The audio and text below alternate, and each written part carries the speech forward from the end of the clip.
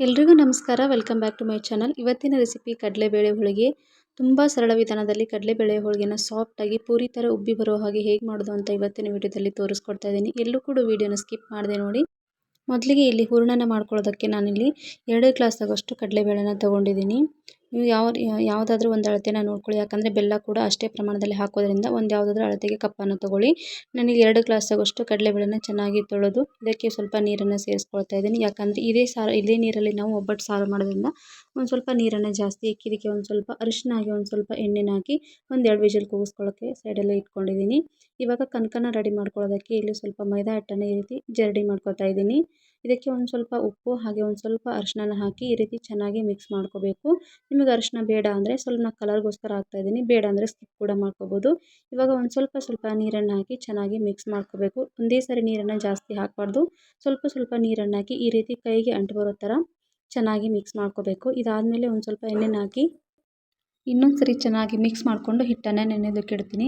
ಕಡಿಮೆ ಅಂದರೂ 1 ತಾಸು ಅಥವಾ 2 ತಾಸಾದರೂ ಹಿಟ್ಟನ್ನು ನೆನೆಯೋಕ್ಕೆ ಬಿಡಬೇಕು, ಅಂದರೆ ಹಿಟ್ಟು ತುಂಬ ಚೆನ್ನಾಗಿ ನೆನೆಯುತ್ತೆ. ಇಲ್ಲಿ ನೋಡಿ, ನಾನು ಬೇಳೆನ ಕುಕ್ಕರ್ಗೆ ಹಾಕಿಟ್ಟಿದ್ನಲ್ಲ, ಅದು ಕೂಡ ಚೆನ್ನಾಗಿ ಬೆಂದಿದೆ. ಈ ರೀತಿ ಕೈಯಿಂದ ಈ ಥರ ಮಾಡಿದಾಗ ಅದು ಕೈಲೇ ಸ್ಮ್ಯಾಶ್ ಆಗಬೇಕು, ಅಷ್ಟಾದರೆ ಕರೆಕ್ಟಾಗಿರುತ್ತೆ ಅಂತ. ಹೂರಣ ಕೂಡ ಪರ್ಫೆಕ್ಟ್ ಆಗುತ್ತೆ. ಇದಕ್ಕೆ ನಾನು 2 ಗ್ಲಾಸ್ ಆಗೋಷ್ಟು ಬೇಳೆಗೆ ಇಲ್ಲಿ ಕರೆಕ್ಟಾಗಿ 2 ಗ್ಲಾಸ್ ಆಗೋಷ್ಟು ಬೆಲ್ಲನ ತೊಗೊಂಡಿದ್ದೀನಿ. ಸಮ ಪ್ರಮಾಣದಲ್ಲಿ ತೊಗೋಬೇಕು.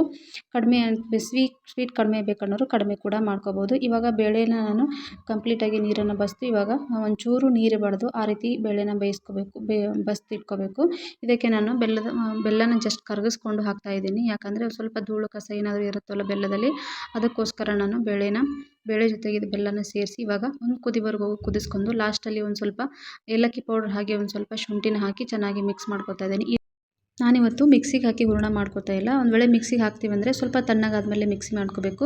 ನಾನಿವತ್ತು ಈ ಜರಡಿಯಿಂದ ಇದು ಹೂರಣನ ಮಾಡ್ಕೋತಾ ಇದ್ದೀವಿ. ಹಾಗಾಗಿ ಒಂದು ಸ್ವಲ್ಪ ಬಿಸಿ ಇರುವಾಗಲೇ ಈ ಥರ ಜರಡಿಯಿಂದ ಈ ಥರ ಒಂದು ಸ್ಪೂನ್ ಅಥವಾ ಏನಾದರೂ ತೊಗೊಂಡು ಈ ರೀತಿ ಇದು ಮಾಡಿದರೆ ಚೆನ್ನಾಗಿ ಹೂರಣ ಅನ್ನೋದು ಕೆಳಗಡೆ ಇಳುತ್ತೆ.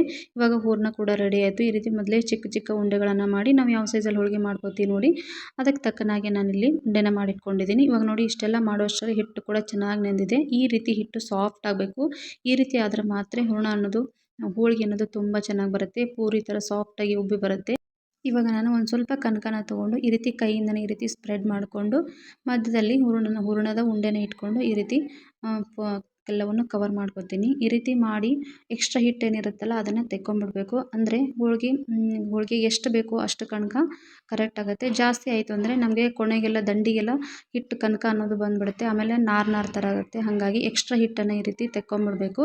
ಈ ರೀತಿ ತೆಕ್ಕೊಂಡಾದಮೇಲೆ ನಾನು ಇಲ್ಲಿ ಕೈಯಿಂದ ಈ ರೀತಿ ತಟ್ಕೋತಾ ಇದ್ದೀನಿ. ಕೈಯಿಂದ ರೂಢಿ ಇಲ್ಲ ಅನ್ನೋರು ಲಟ್ಟಣಿಗೆಯಿಂದ ಕೂಡ ನೀವು ಲಟ್ಟಿಸ್ಕೋಬೋದು. ನನಗೆ ರೂಢಿ ಇರೋದ್ರಿಂದ ನಾನು ಯಾವಾಗಲೂ ಈ ರೀತಿ ಕೈಯಿಂದನೇ ಹೋಳಿಗೆಯನ್ನು ಯಾವಾಗಲೂ ಮಾಡ್ಕೊತೀನಿ. ನೋಡಿ, ಈ ರೀತಿ ಚೆನ್ನಾಗಿ ಮಾಡ್ಕೋಬೋದು. ತಟ್ಟೋದಕ್ಕಿಂತ ಲಟ್ಟಿಸಿ ಮಾಡೋದಕ್ಕಿಂತ ತಟ್ಟಿ ಮಾಡೋದಂತೂ ತುಂಬ ಚೆನ್ನಾಗಿ ಬರುತ್ತೆ. ಹಾಗೆ ಬೇಗ ಕೂಡ ಮಾಡ್ಕೋಬೋದು. ಒಂದು ಹೋಳಿಗೆ ಬೀಳೋಷ್ಟರಲ್ಲಿ ಇನ್ನೊಂದು ಹೋಳಿಗೆನ ಆರಾಮಾಗಿ ಈ ರೀತಿ ನಾವು ಕೈಯಿಂದನೇ ತಟ್ಟಿ ಮಾಡ್ಕೋಬೋದು. ಇವಾಗ ಹೋಳಿಗೆ ರೆಡಿ ಆಯಿತು. ಹಂಚಿಗೆ ಒಂದು ಸ್ವಲ್ಪ ಎಣ್ಣೆನ ಹಾಕಿ 2 ಕಡೆ ಚೆನ್ನಾಗಿ ಬೇಯಿಸ್ಕೊಂಡ್ರೆ ಪೂರಿ ಥರ ಉಬ್ಬಿ ಬರುತ್ತೆ ಹೋಳಿಗೆ ಅನ್ನೋದು. ನಾನಿವತ್ತು ಈ ಹೋಳಿಗೆ ಶೀಟನ್ನು ಉಪಯೋಗಿಸ್ಕೊಂಡು ಮಾಡ್ತಾಯಿದ್ದೀನಿ. ಈ ರೀತಿ ಶೀಟನ್ನು ಉಪಯೋಗಿಸ್ಕೊಂಡು ಮಾಡಿದರೆ ಬಿಗ್ನರ್ಸ್ ಆದರೂ ಕೂಡ ಆರಾಮಾಗಿ ನಾವು ಹೋಳಿಗೆ ಅನ್ನೋದು ಹಂಚ ಮೇಲೆ ಹಾಕ್ಬೋದು. ಇಲ್ಲಾಂದರೆ ಕೆಲವ್ರಿಗೆ ರೂಢಿ ಇಲ್ಲ ಅನ್ನೋರು ಕೈಯಿಂದ ಹಾಕುವಾಗ ಕೆಲವೊಂದು ಸರಿ ಕಟ್ಟಾಗುತ್ತೆ ಅಥವಾ ಎತ್ತಿ ಹಾಕೋಕ್ಕಾಗೋದಿಲ್ಲ. ಆ ರೀತಿ ಮಾಡೋಕ್ಕಾಗಲ್ಲ ಅಂದರೆ ಈ ಥರ ಹೋಳಿಗೆ ಶೀಟು ಅಥವಾ ಬಟರ್ ಪೇಪರು ಇಲ್ಲಾಂದರೆ ಬಾಳೆ ಎಲ್ಲ ಕೂಡ ಯೂಸ್ ಮಾಡ್ಕೋಬೋದು. ಅದರಲ್ಲೂ ತುಂಬ ಚೆನ್ನಾಗಿ ಬರುತ್ತೆ. ನೋಡಿ, ಇವಾಗ ಹೋಳಿಗೆ ಅನ್ನೋದು ಎಷ್ಟು ಚೆನ್ನಾಗಿ ಉಬ್ಬಿ ಬಂದಿದೆ ಅಂತ ನೀವೇ ನೋಡ್ಬೋದು. ಇದೇ ರೀತಿ ನಾನು ಇನ್ನೊಂದು ಹೋಳಿಗೆನ ಮಾಡಿ ತೋರಿಸ್ತಾ ಇದ್ದೀನಿ ನೋಡಿ. ಈ ರೀತಿ ಮಧ್ಯದಲ್ಲಿ ಇಟ್ಟು ಒಂದು ಸ್ವಲ್ಪ ಹೂರಣನ ಇಟ್ಟು, ನೀವು ಕಡಿಮೆ ಹಿಟ್ಟು ಸ್ವಲ್ಪ ಜಾಸ್ತಿ ತೊಗೊಂಡ್ರೂ ಪರವಾಗಿಲ್ಲ, ಯಾಕಂದರೆ ನಾವು ಆಮೇಲೆ ಈ ರೀತಿ ಎಕ್ಸ್ಟ್ರಾ ಹಿಟ್ಟನ್ನು ತಗೊಳ್ಳೋದ್ರಿಂದ ಕರೆಕ್ಟಾಗಿ ಬರುತ್ತೆ ಹೋಳಿಗೆ ಅನ್ನೋದು. ಹಿಟ್ಟು ಹದವಾಗಿದ್ದು ಹೂರಣ ಸರಿಯಾಗಿದ್ದರೆ ಯಾರು ಬೇಕಾದರೂ ಹೋಳಿಗೆನ ಮಾಡ್ಬೋದು. ಅಷ್ಟು ಆರಾಮಾಗಿ ಅಷ್ಟು ಈಸಿಯಾಗಿ ಬರುತ್ತೆ. ನೋಡಿ, ಈ ಪೇಪರ್ ಯೂಸ್ ಮಾಡ್ಕೊಂಡು ಮಾಡಿದ್ರೆ ಆರಾಮಾಗಿ ನಾವು ಹಂಚ ಮೇಲೆ ಹಾಕಿ ಈ ರೀತಿ ಕೈಯಿಂದ ತೆಗೆದುಬಿಟ್ರೆ ಹೋಳಿಗೆ ನೀಟಾಗೆ ಬರುತ್ತೆ. ನೋಡ್ತಿರ್ಬೋದು ನೀವು ವಿಡಿಯೋದಲ್ಲಿ ಕಾಣಿಸ್ತಿರೋ ಹಾಗೆ ತುಂಬ ಚೆನ್ನಾಗಿ ಬರುತ್ತೆ ಹೋಳಿಗೆ, ಪೂರಿ ಥರ ಉಬ್ಬಿ ಬರುತ್ತೆ. ಒಂದ್ಸರಿ ಈ ವಿಧಾನದಲ್ಲಿ ಟ್ರೈ ಮಾಡಿ ನೋಡಿ. ಯಾರು ಮಾಡಿದರೂ ಕೂಡ ಫಸ್ಟ್ ಟೈಮ್ ಮಾಡಿದರೂ ಕೂಡ ಫೇಲ್ ಆಗೋ ಚಾನ್ಸೇ ಇಲ್ಲ, ತುಂಬ ಚೆನ್ನಾಗಿ ಬರುತ್ತೆ.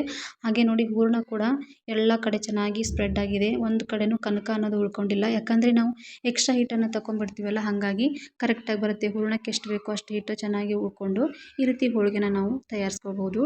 ಒಂದ್ಸರಿ ಈ ವಿಧಾನದಲ್ಲಿ ಟ್ರೈ ಮಾಡಿ ಹೇಗೆ ಬಂತು ಅಂತ ನನಗೆ ಕಮೆಂಟ್ ಮೂಲಕ ತಿಳಿಸಿ. ಹಾಗೆ ಫಸ್ಟ್ ಟೈಮ್ ನಮ್ಮ ಚಾನಲ್ನ ಯಾರಾದರೂ ನೋಡ್ತಾ ಇದ್ದರೆ ದಯವಿಟ್ಟು ಸಬ್ಸ್ಕ್ರೈಬ್ ಮಾಡ್ಕೊಂಡು ನೋಡಿ, ಹಾಗೆ ಸಪೋರ್ಟ್ ಮಾಡಿ. ನೋಡಿ ಲಾಸ್ಟಲ್ಲಿ ನಾನು ಹೋಳಿಗೆನ ತೋರಿಸ್ತಾ ಇದ್ದೀನಿ ಎಷ್ಟು ಚೆನ್ನಾಗಿ ಬಂದಿದೆ ಅಂತ. ತುಂಬಾ ಸಾಫ್ಟಾಗಿ ಬಂದಿದೆ. ಕನಕ ಅನ್ನೋದು ಎಲ್ಲ ಕಡೆ ಚೆನ್ನಾಗಿ ಸ್ಪ್ರೆಡ್ ಆಗಿದೆ.